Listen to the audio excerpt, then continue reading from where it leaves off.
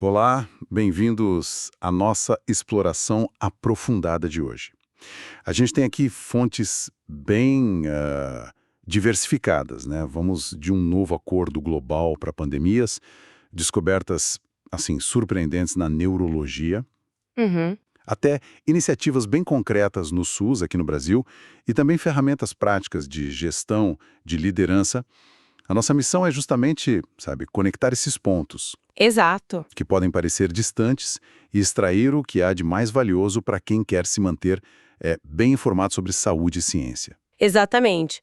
Vamos analisar como a política internacional de saúde está tentando se preparar melhor, né, para futuras crises, como nossa visão sobre o início de doenças como a esclerose múltipla está sendo desafiada Sim, e como tudo isso se conecta com programas de saúde pública e até oportunidades de carreira médica aqui no Brasil, além de instrumentos que podem ajudar a transformar planos em realidade. Então, vamos começar pelo panorama global. O Acordo Pandêmico de 2025 da OMS, a Organização Mundial da Saúde.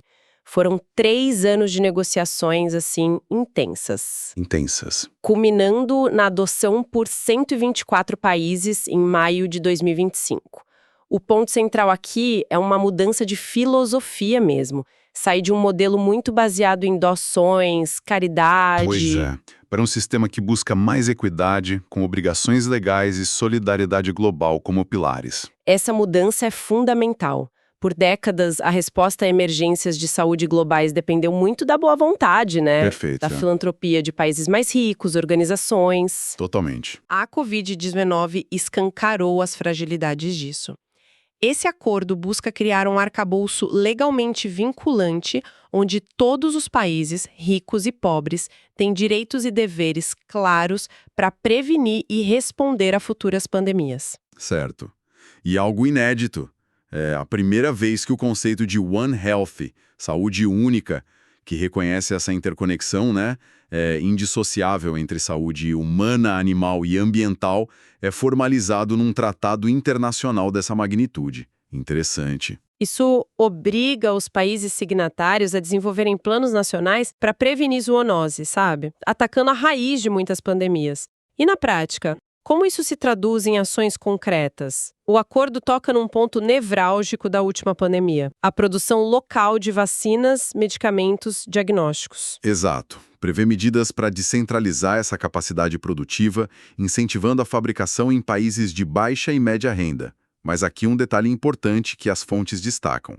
A transferência de tecnologia é incentivada, mas não se tornou obrigatória. Teve muita pressão para isso, né? Muita. Contudo, o texto permite o uso de mecanismos como o licenciamento compulsório em situações de emergência, o que é uma ferramenta relevante. Sim, é uma válvula de escape importante. Outra novidade é a exigência de que pesquisas financiadas com dinheiro público tenham cláusulas que garantam acesso equitativo aos produtos resultantes. E o motor operacional disso é o chamado Sistema de Acesso a Patógenos e Compartilhamento de Benefícios, o PABS. PABs? Pathogen Access and Benefit Sharing System. A ideia central é que durante uma pandemia, declarada pela OMS, os fabricantes que aderirem ao sistema se comprometam a fornecer à organização 20% de sua produção relevante, vacinas, tratamentos, em tempo real. 20%? Metade disso, 10%, seria doação. E a outra metade, 10%, seria vendida a preços acessíveis. A OMS distribuiria esses recursos com base em risco sanitário e necessidade. Mas atenção, a entrada em vigor do acordo como um todo depende da finalização de um anexo jurídico que detalha exatamente como o PABS vai funcionar. Ah, então tem essa pendência ainda. Exato. Essa negociação é, portanto, urgente e crítica. Para gerir tudo isso, o acordo prevê um mecanismo financeiro de coordenação, que vai mapear necessidades e mobilizar recursos que são voluntários, tá? Não há contribuições obrigatórias. Voluntários, isso pode ser um problema, né? Pode. E também tem a Conferência das Partes, a COP, órgão máximo para revisar a implementação e garantir participação da sociedade civil. Parece um plano ambicioso, necessário. Mas essa dependência da finalização do PBS e o financiamento voluntário, isso não cria gargalos significativos? Quão robusto isso realmente é na prática? Sem dúvida, esses são pontos críticos e desafios reais. A negociação do PBS é complexa, envolve interesses comerciais, propriedade intelectual. Com certeza. E o financiamento voluntário, historicamente, mostra limitações. Basta ver as dificuldades da própria OMS, né? Existe o risco de atrasos, subfinanciamento e de alguns atores tentarem se beneficiar sem contribuir. O famoso problema do carona. O free rider. Exato. No entanto, a própria existência desse acordo, mesmo com essas pendências, já é um sinal político fortíssimo. Ele estabelece um novo paradigma e cria uma plataforma para cobrança para cooperação. Entendi. E é notável como as fontes apontam que o processo avançou mesmo com a saída temporária dos Estados Unidos sobre a administração Trump, sugerindo um certo consenso global sobre a necessidade de agir. Entendido. Então, em essência, é o maior passo na governança global da saúde desde o Regulamento Sanitário Internacional de 2005. Reconhece que a próxima pandemia é questão de tempo e exige uma resposta mais estruturada, mais justa. Isso. Mas fica clara essa tensão. Uma ambição global por equidade que ainda esbarra nos interesses soberanos e na complexidade de colocar tudo isso para funcionar de verdade.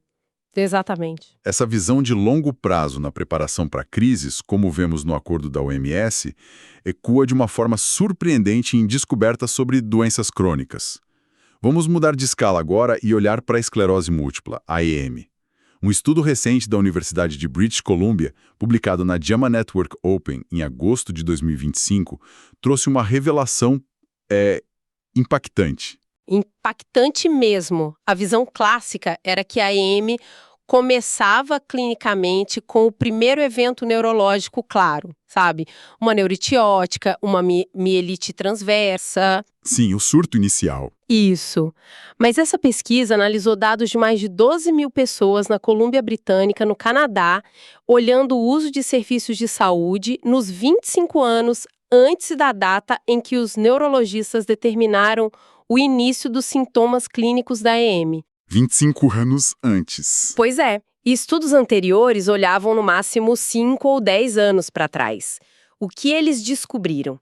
Que um aumento na procura por cuidados médicos já é detectável até 15 anos antes desses sintomas clássicos aparecerem. Nossa. Uma fase prodrômica, silenciosa do ponto de vista neurológico clássico, mas muito mais longa do que se imaginava. 15 anos antes. Isso é impressionante. E o estudo detalha essa evolução ao longo do tempo, certo? Como isso acontece. Exatamente. Eles traçaram uma linha do tempo, é bem interessante. 15 anos antes do início clínico, já se nota um aumento sutil, mas estatisticamente significativo, nas visitas a clínicos gerais e especialistas diversos. Os motivos: sintomas considerados inespecíficos, tipo fadiga persistente, dor crônica difusa, tonturas, dores de cabeça frequentes.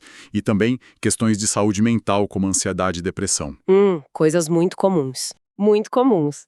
Aí, 12 anos antes, um aumento mais específico em consultas psiquiátricas, sugerindo que alterações de humor e ansiedade podem ser manifestações realmente precoces do processo ali, subjacente. 8 a 9 anos antes, começam a aumentar as consultas com neurologistas e oftalmologistas, talvez por queixas visuais ou sensoriais mais sutis, que ainda não configuravam um diagnóstico, sabe? 3 a 5 anos antes. Aí já tem um aumento no uso de serviços de emergência e na solicitação de exames de imagem, radiologia, indicando uma possível intensificação de sintomas ainda sem uma explicação clara. 1 ano antes, ocorre um pico de visitas em múltiplas especialidades neuro, emergência, radiologia no período que antecede imediatamente o diagnóstico clínico da EM. Caramba, isso muda completamente a forma como a gente pensa sobre o início da doença, né? Não parece ser um evento súbito que acomete o sistema nervoso. Não mesmo. Mas sim um processo muito longo, talvez até sistêmico, com manifestações sutis por mais de uma década antes do diagnóstico neurológico. Precisamente. Como disse a doutora Ellen Tremlett, autora sênior do estudo, isso realinha a EM com outras doenças neurológicas, como Parkinson, onde a gente já sabe que existem longos períodos prodrômicos com sintomas não motores. Alteração de sono, olfato. Isso, humor, intestino, anos antes dos tremores ou da rigidez aparecerem. A doutora Marta Ruiz Algueró, autora principal, reforça que essa longa fase reflete a complexidade do processo biológico que está ocorrendo muito antes de causar as lesões desmielinizantes clássicas. Faz sentido. Agora, um alerta crucial que os próprios pesquisadores fazem. A imensa maioria das pessoas com fadiga, dor crônica ou ansiedade não desenvolverá ME. Claro, claro. Esses sintomas são muito comuns na população geral. Portanto, a relevância imediata dessa descoberta é mais para a pesquisa, direcionar a busca por biomarcadores precoces e pensar em estratégias de prevenção ou monitoramento, talvez focadas em populações de maior risco, familiares de pacientes, por exemplo. Exato, como familiares de primeiro grau de pacientes com EN. O grande desafio agora é como usar essa informação para avançar o conhecimento sem gerar pânico ou ansiedade desnecessária na população. Faz todo sentido. E essa questão do acesso ao diagnóstico, ao tratamento, nos leva direto ao nosso próximo tópico, o sistema de saúde brasileiro. O Ministério da Saúde lançou, em julho de 2025, o programa Agora Tem Especialistas. Nome direto, né? Bem direto. O objetivo é combater a carência de médicos especialistas no SUS, principalmente em regiões mais assistidas. Anunciaram um pacote considerável, quase 1.800 vagas para especialistas já titulados e mais 1.000 novas bolsas para residências multiprofissionais. Sim, vamos detalhar esse programa que parece ter várias frentes. Primeiro, são 635 vagas de início mais imediato, para médicos já especialistas. A ideia é que atuem com uma formação prática adicional em hospitais públicos e policlínicas sob supervisão de instituições de referência. Ah, interessante essa supervisão. É. O texto menciona especificamente hospitais ligados ao PROAD-SUS, aquele programa onde hospitais privados de excelência contribuem com projetos para o SUS, e também da rede EBSER, que administra os hospitais universitários federais. Entendi. E como funciona essa formação? É um curso de 12 meses, 20 horas semanais, sendo 16 práticas e 4 teóricas, com uma bolsa-formação de cerca de R$10 mil mensais. Os requisitos são ter título de especialista pela AMB, a Associação Médica Brasileira, ou ter concluído residência médica credenciada pela CNRM, a Comissão Nacional de Residência Médica. Entendi. E além dessas vagas para quem já é especialista, tem o reforço na formação que você mencionou? Exato. O programa também anunciou a criação de 1.000 novas bolsas para as residências multiprofissionais, enfermagem, físio, psicologia, serviço social, nutrição, várias áreas, né? Fundamentais para o cuidado integral. Super importante. E para fortalecer a formação como um todo, criaram um incentivo financeiro para preceptores, quem supervisiona na prática, e coordenadores de programas de residência, tanto médica quanto multiprofissional. Ah, isso é bom para estimular quem ensina. Com certeza. Os valores mencionados são de R$4 mil para coordenadores, preceptores da médica, R$3 mil para multiprofissional e R$2 mil para tutores. O investimento total previsto era de quase 110 milhões até o fim de 2026. Um investimento considerável. Sim.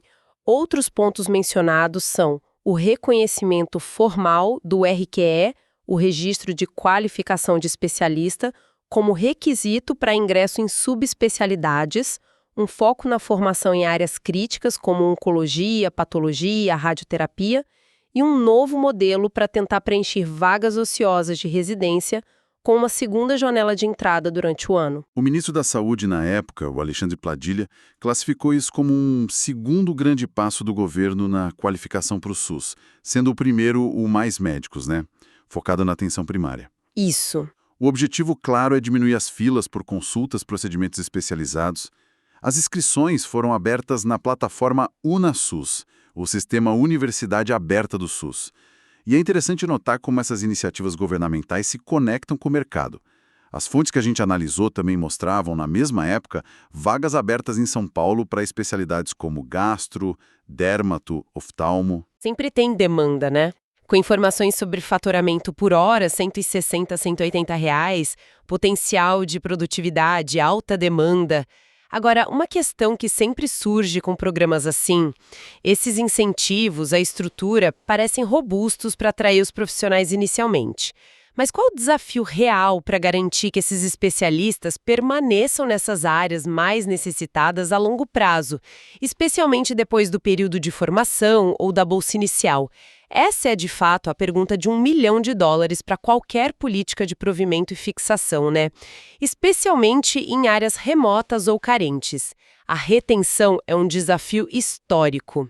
Com certeza. Este programa tenta atacar o problema combinando a atração de especialistas já formados com o fortalecimento da formação local, as novas bolsas de residência, o incentivo a preceptores. A aposta é que, ao fortalecer a estrutura de formação e supervisão local e ao trazer especialistas com um vínculo talvez mais estabelecido, a chance de fixação aumente. Faz sentido. A bolsa de R$10 mil para formação prática é um atrativo inicial, claro, mas a sustentabilidade a longo prazo vai depender de condições de trabalho adequadas, infraestrutura, plano de carreira no SUS, integração com a rede de saúde local. É um problema complexo que dificilmente um único programa resolve por completo, mas ele tenta endereçar várias peças importantes do quebra-cabeça. Com certeza. E falando em montar quebra-cabeças e transformar planos em ação, vamos mudar um pouco o foco para ferramentas práticas. Uma que as fontes destacam é o método 5W2H. Parece algo simples, mas é descrito como muito eficaz para planejamento e gestão. Sim, a simplicidade é parte da força do 5W2H. Ele veio da gestão da qualidade japonesa, né, e se baseia em responder a 7 perguntas fundamentais para detalhar qualquer plano ou projeto. As perguntas vêm do inglês. Vamos lá? What? O que exatamente precisa ser feito? Why? Por quê? Qual o objetivo disso? Where? Onde será realizado? When? Quando? Cronograma, prazos. Who? Quem será o responsável por cada etapa? Isso é chave. How? Como vai ser executado? Os passos, os métodos? How much? Quanto vai custar? Recursos necessários? Bem direto ao ponto. Muito. Responder a essas perguntas de forma clara, objetiva, ajuda enormemente a reduzir ambiguidades, antecipar obstáculos e alinhar expectativas entre todo mundo envolvido. Fundamental em qualquer projeto. Totalmente. E basear as decisões em informações concretas.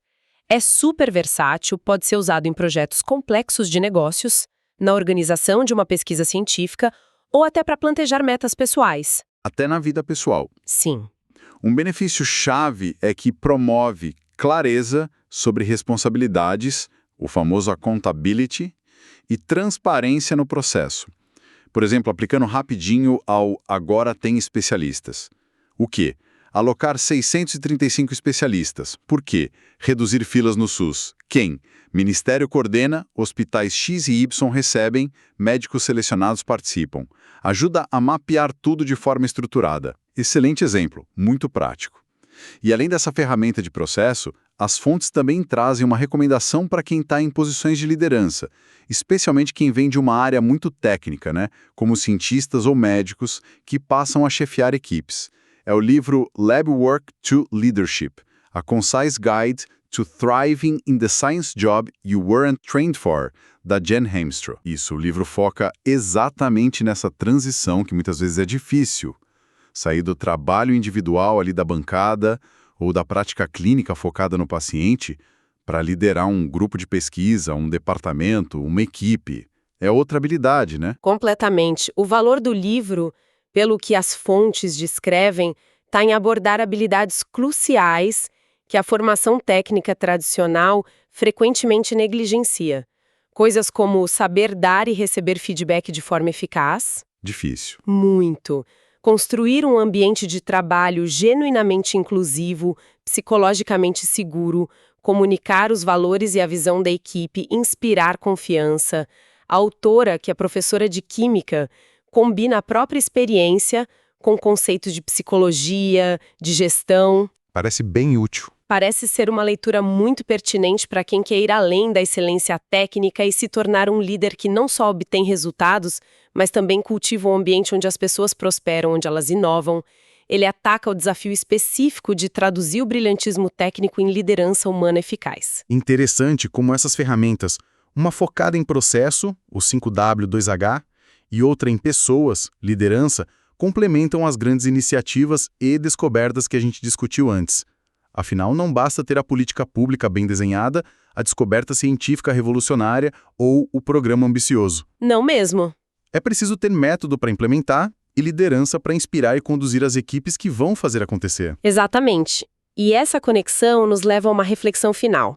Se a gente pensar na longa fase silenciosa de doenças como a IM, que desafia a nossa noção de início da doença, na interconexão entre saúde humana, animal e ambiental, como ressaltada pelo conceito de One Health lá no acordo pandêmico, e na complexidade de implementar programas como agora tem especialistas para realmente alcançar equidade no acesso. Sim. Fica muito claro que o conhecimento técnico especializado, embora essencial, não é suficiente. A gente precisa cada vez mais de habilidades de planejamento estruturado, como o 5W2H pode ajudar a cultivar, e de uma liderança mais consciente, humanizada e inspiradora, como a discutida no livro. Concordo. São essas competências que podem, de fato, traduzir os avanços científicos e as boas intenções políticas em melhorias reais e justas na saúde das populações, seja em escala global ou local.